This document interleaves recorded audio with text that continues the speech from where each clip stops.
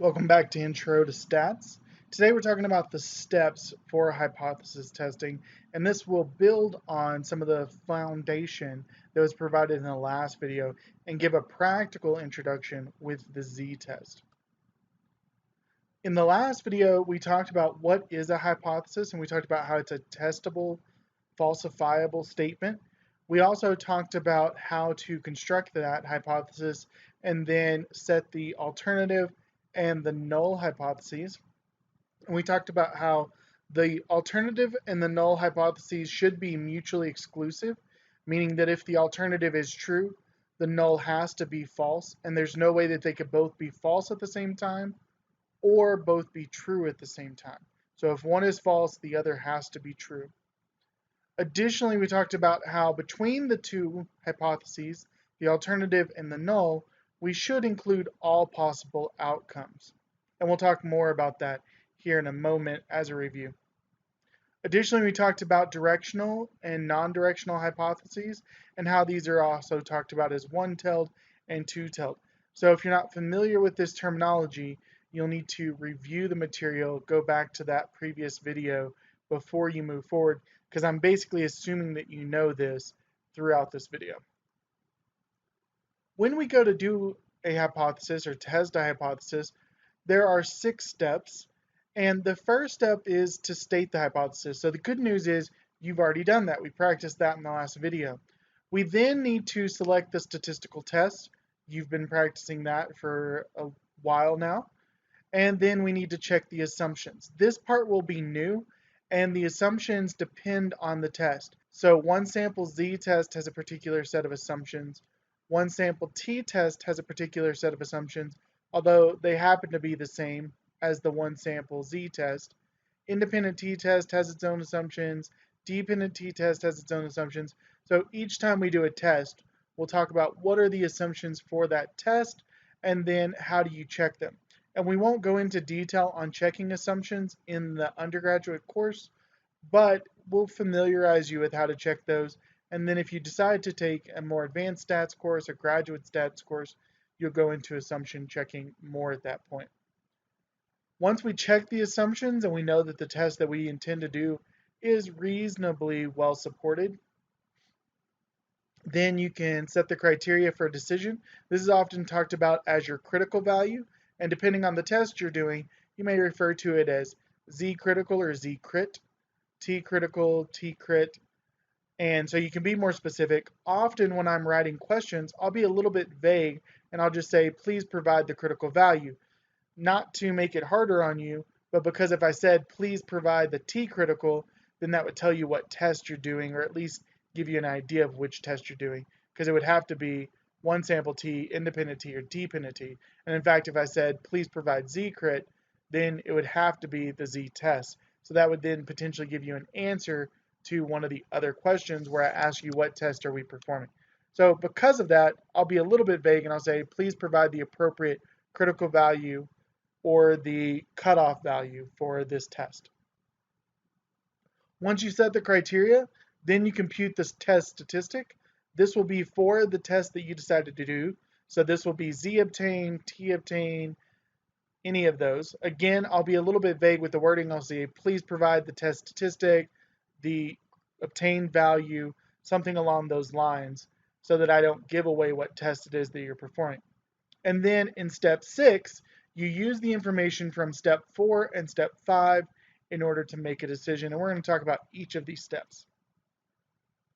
So for the first step, this is where we have to state the hypothesis. So you'll see a vignette, something similar to this. Dr. Rasko thinks that students at WT, mean of 532, standard deviation 21.2, will have SAT scores that are higher than the national average, mu 528, sigma 22.1. And then you're going to say, okay, what is this researcher, in this case, Dr. Rasko, really thinking? What are they stating? Because that's going to give you the alternative. So again, the alternative is, what does the researcher believe will happen based on their observations, based on their understanding of a particular phenomenon? So in this case, we see that the mean for WT is expected to be greater than, higher than the average overall in the United States for the SAT. Now, once we know what the researcher believes, then we can decide, well, what are all the rest of the options? Because we have to cover all possible outcomes. So the SAT scores at WT could be higher, but if they are not higher, then they would have to be less than or equal to. Thus, the null hypothesis is going to include those two options. So what we've done is we've constructed these two hypotheses, the null and the alternative. They are mutually exclusive. If the mean for WT is greater than the average for the population, then it cannot be true that it is equal or less than the population. Conversely, if the mean for WT is less than or equal to the population, it can't be true that it is greater than the population. So they're mutually exclusive. If one is true, the other one has to be false, and they include all possibilities. We have greater than, less than, or equal to. Now, as we talked about in the previous video, this would represent a one-tailed or directional hypothesis. If we were doing a two-tailed or non-directional, then it would be something along the lines of they are not equal or they are equal. Again, they are mutually exclusive. If they're not equal, they can't be equal. And if they are equal, they can't be not equal. And I do realize I used a double negative. But those are the two options. Those are all possibilities. So we're doing a directional one-tailed test here. So when you go to then step 2, select the test, that's where you can use some of the resources that I've provided.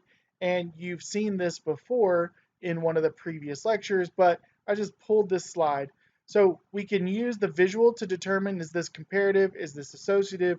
Once we're in those larger, broader groups, which test is appropriate from either the comparative or associative group. You can also use the step-by-step procedure, and we'll use this one to make a determination. So again, the idea is that Dr. Rasko thinks students at WT will have SAT scores that are higher than the national average. So when we say, are we comparing groups or checking associations, we're really comparing a population to a sample, the sample coming from WT. So we're comparing groups. That means that we are in this A category.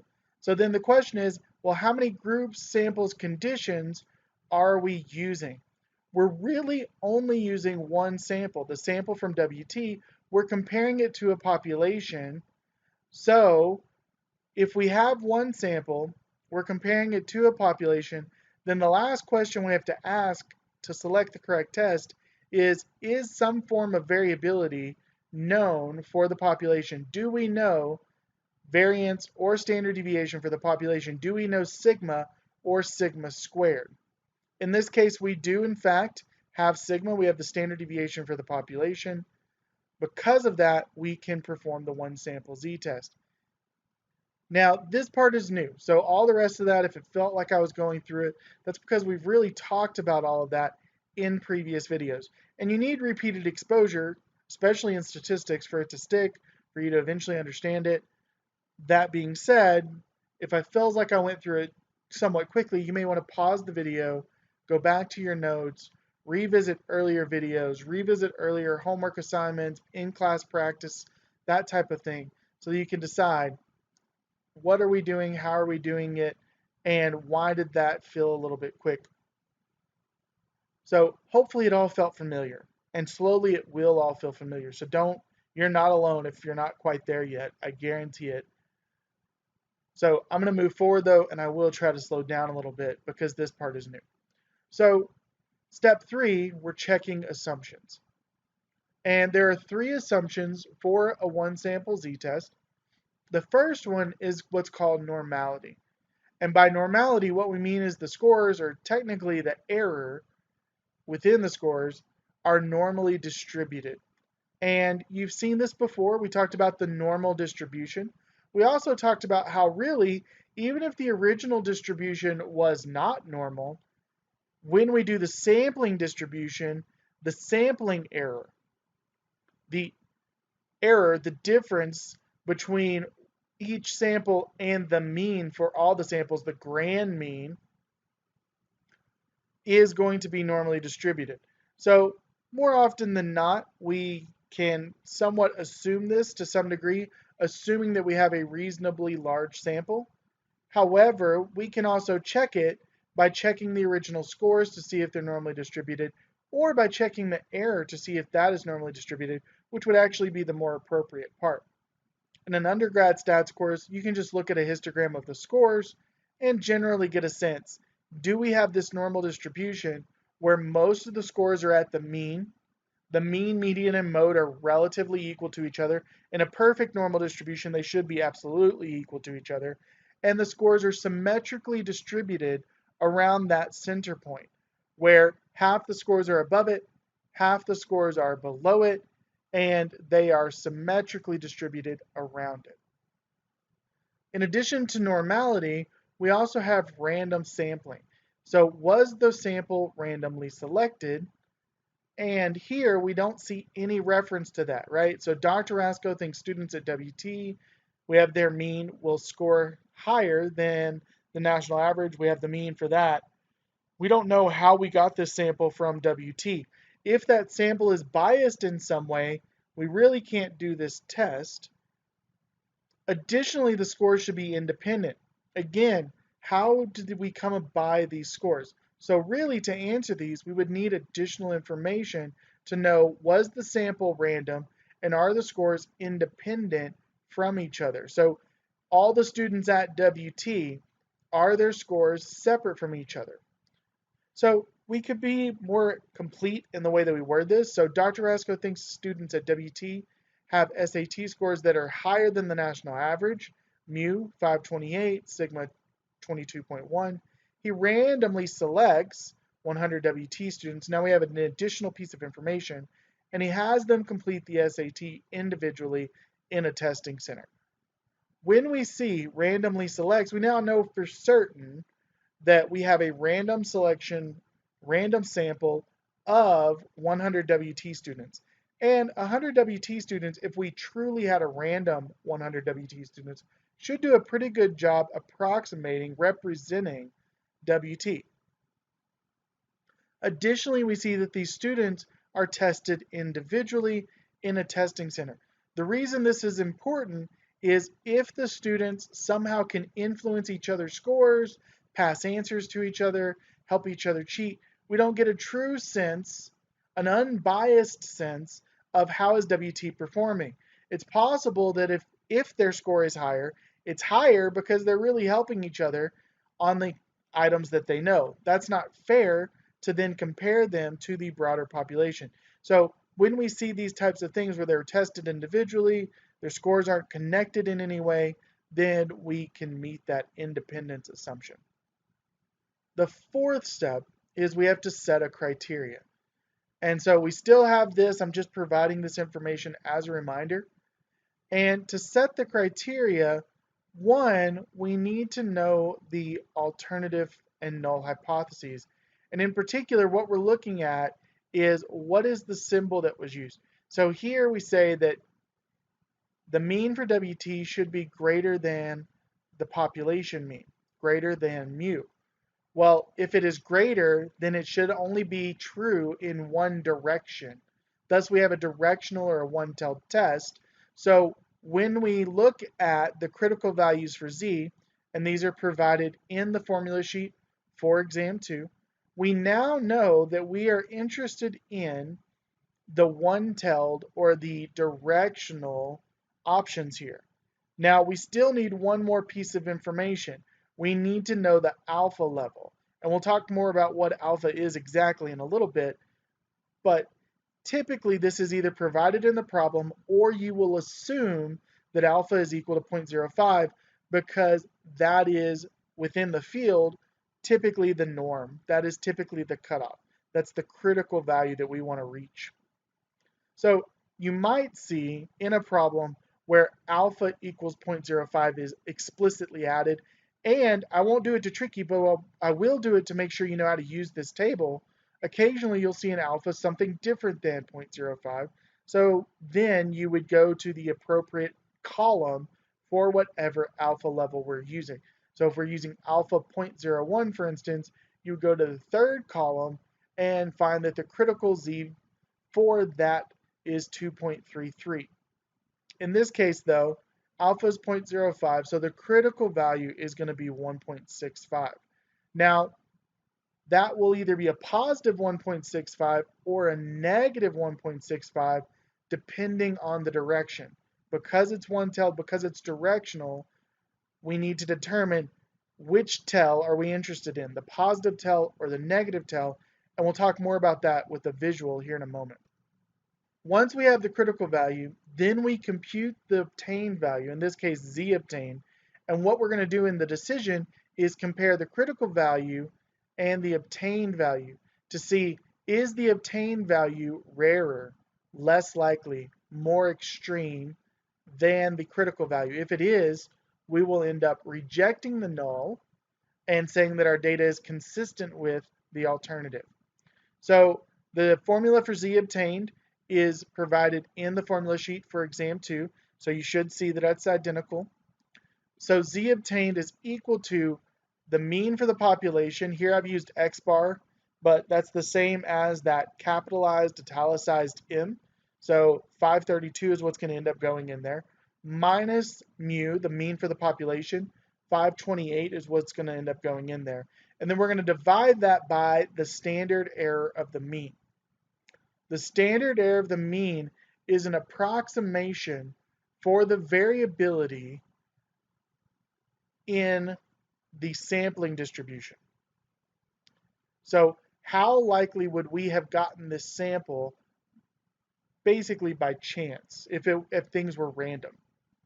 That is calculated as the square root of the variance from the population divided by n, or we can also, it is equal to standard deviation divided by the square root of n. So those two formulas, variance divided by n, take the square root of the quotient, or standard deviation divided by the square root of n will give you the same value.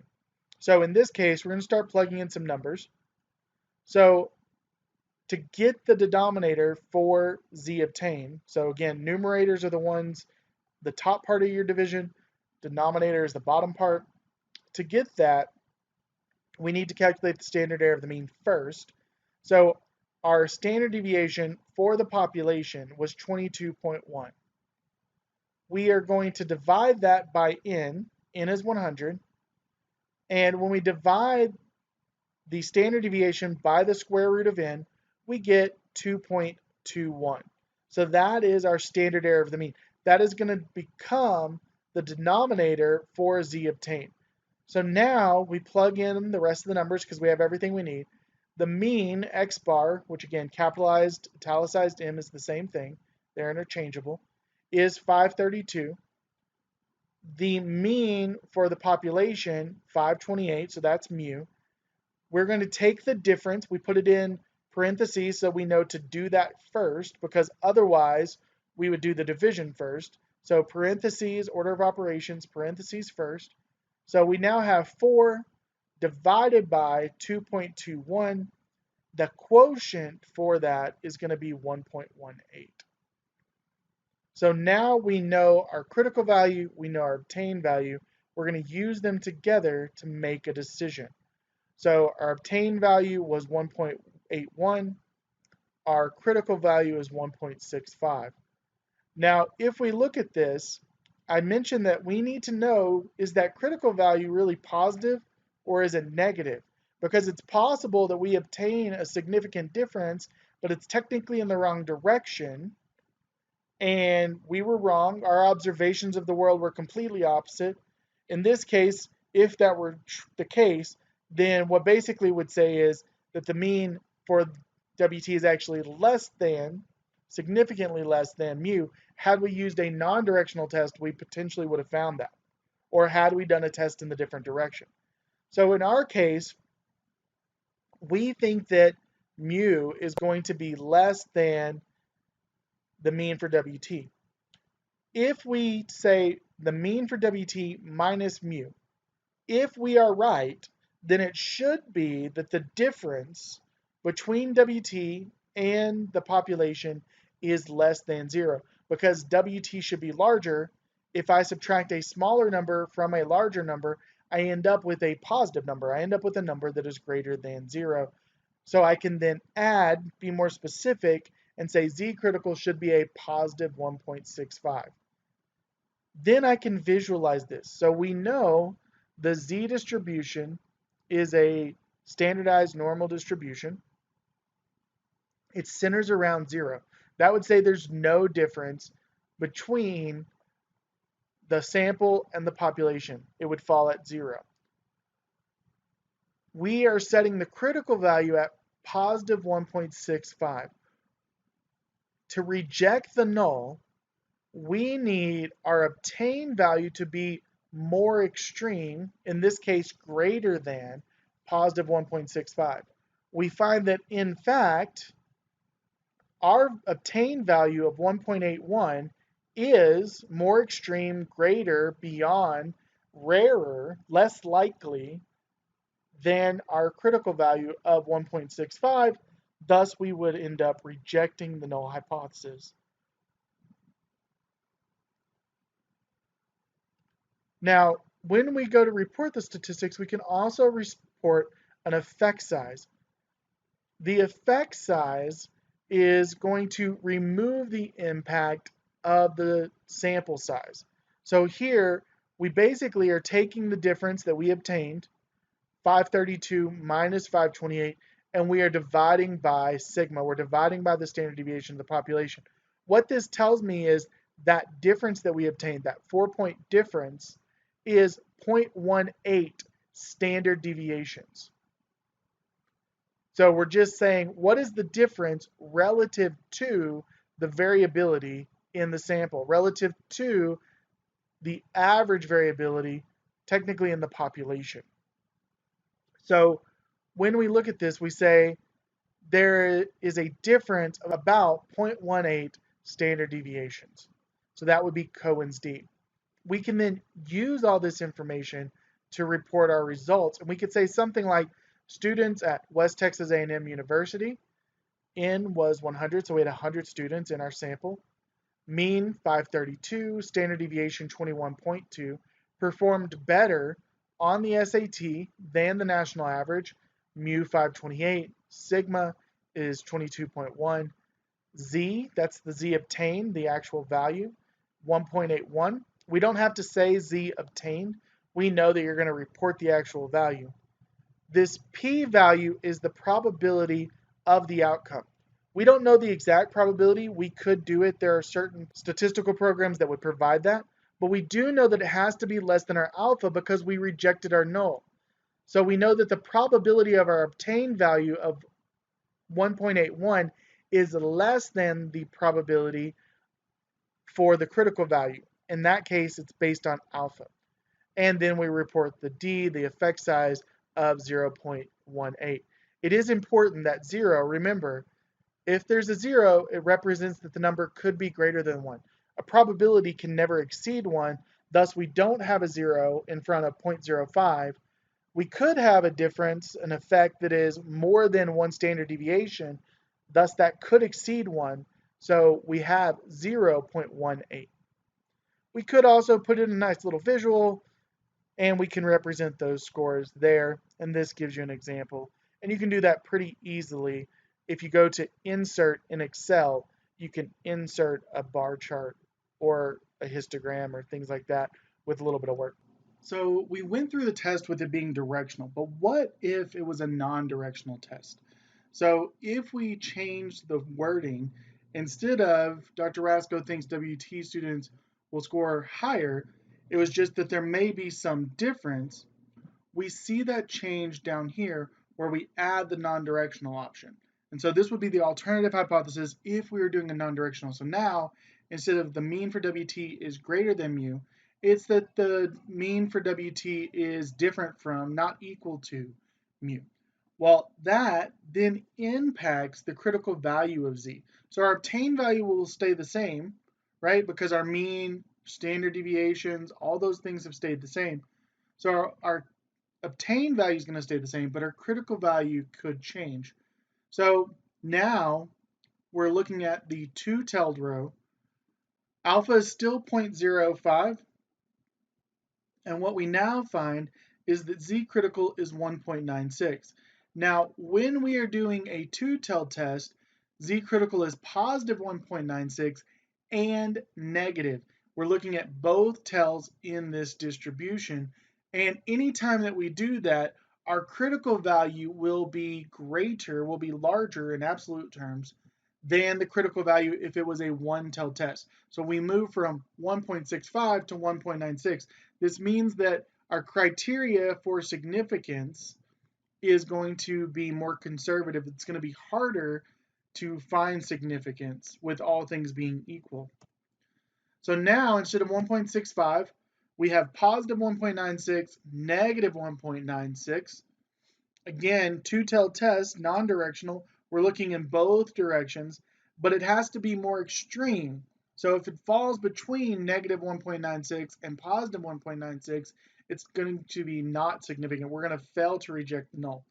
In this case, we see that when we move from a one-tailed test to a two-tailed test, suddenly our attained value of 1.81 is no longer significant. So again, that step 6, making a decision, it's about the relationship between the obtained value and the critical value. Is the obtained value greater than, larger than, more extreme, rarer than the critical value? And you can see from this, if that obtained value was technically less than negative 1.96, it would also be more extreme, rarer, less likely, and we would reject in that case too. But if it's between these two values of negative 1.96, positive 1.96, we're going to fail to reject the null hypothesis. So when we talked about this, we talked about alpha, and I showed you practically how we're using it. What that represents is the significance level.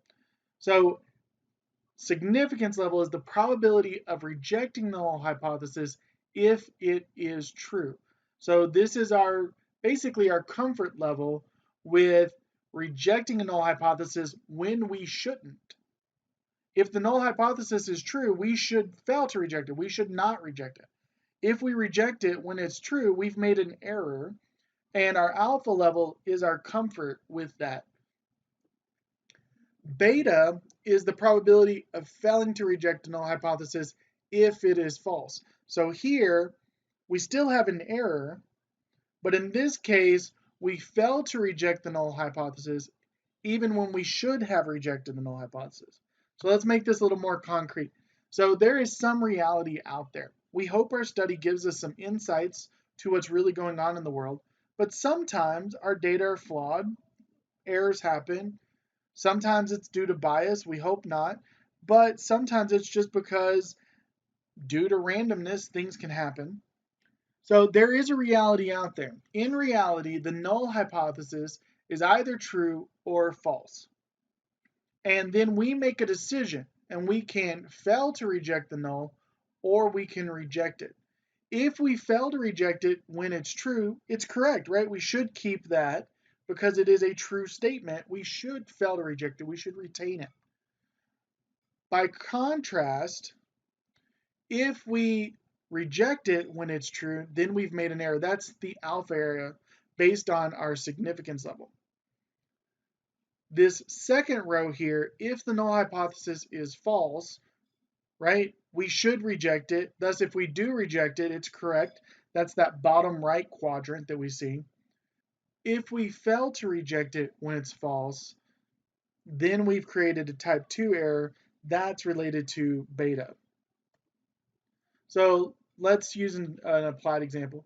So if I'm looking, I come to a cross street and I look to see, is there a car, is there not a car? Let's say that the null hypothesis is that there is no car. If the null hypothesis is that there's no car, then if it is false, there would actually be a car, right? And there is some reality in the real world. But when you look, sometimes you miss things, sometimes you make an error. So I could think that there is no car, and then I could see a car, right? And maybe, right, if the null is true and there really in fact is no car, but my brain thinks that there is a car, I decide to wait, then I would have created a type 1 or committed a type 1 error, or an alpha error. And you could think about real world examples, right? A bird happened to catch you in your peripheral vision and you thought you saw the movement, you thought it was a car for a second, something like that. Now, if I think there's no car and in fact there is no car, then we're good, right? I look both directions, left, right, back, left again. I don't see any cars coming. I then decide to proceed into the street. There is no car coming. It's a correct decision. There is no accident. There is no wreck. Now, if the null is false and there is a car, well, if we go back and we say there is a car, I detect that there's a car, I decide that there's a car, I decide correctly, that's good, that's fine. If, however, I say, nope, no car, right, that's my decision, I fail to reject the null, but in fact there is a car, the null is false, now we have an accident. So in this case, the type 1 error, I end up wasting some time waiting on a car that's really not there. But I thought it was there. I decided it was there. Something, right, led me to that decision based on the data that I had. In the second case, I fail to reject the null. I don't see the car, and I end up in an accident. So both of those types of errors, you can see how in one case I waste time, in the other case I end up potentially having a wreck. Both are bad. We want to avoid both, but at the same time, when we're doing inferential statistics, we always know that there is this chance that we reach a conclusion incorrectly. Now, the power is about our probability of rejecting the null hypothesis if it is false. It's our ability to reject the null hypothesis when we should. So it's about correctly rejecting the null hypothesis. So if we go back to here, right, we reject the null hypothesis. So for our decision, we're in this far right column. We reject the null hypothesis, and we should reject the null hypothesis because it is in fact false. So this correct down here in the bottom right, that is also known as power. So another way of saying this is it's the probability that a random sample will show the null hypothesis is false when in fact it is false. Both of those statements are synonymous with each other. This power relates to three things. It also relates to the test that we're conducting. We'll talk a little bit about that when we talk about t-test and how it compares to z-test. But three of the major things related to the z-test specifically is the effect size, variability, and sample size are going to influence our power. So when we talk about effect size, we talked about Cohen's d earlier. Really, that relates to the difference between our population and our sample relative to the variability. So power, as the effect is larger, as there is a bigger difference, if instead of students at WT only getting a 532, students at WT rock it and they get like a 600 or a 700, with 800 being the max on any one section, right? But if they rock it and their score is really, really high, it's going to be easier to find a difference between them and the population. There is going to be a larger effect. Being a student at WT has a greater effect on SAT performance relative to the population.